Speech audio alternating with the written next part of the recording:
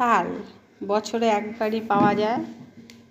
সব ফলই মোটামুটি বছরে একবার করেই ওঠে। আর এই তাল জিনিসটা আমরা খুব ভালোবাসি খেতে, ঘরের সবাই ভালোবাসে, আমার বর বেশি ভালোবাসে।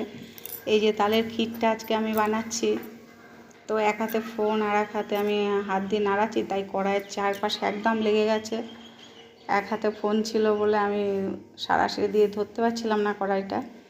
তো এই যে তালের ক্ষীরটা দেখো সমানে কন্টিনিউ নাড়িয়ে যেতে হচ্ছে, কারণ না হলে তলায় লেগে যাবে। তারপরে আমি আমল দুধ দিয়ে দিয়েছি, আমি চিনি দিয়েছি, আর লাল বাতাসা দিয়েছি, আর আখের গুড় থাকলে আখের গুড় দিলেও খুব টেস্ট হয় খেতে, কালারটাও সুন্দর আসে।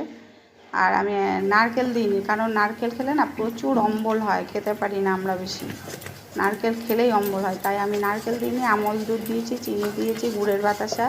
ভালো লাগলে ভালোবাসা দিও। Tata, bye bye.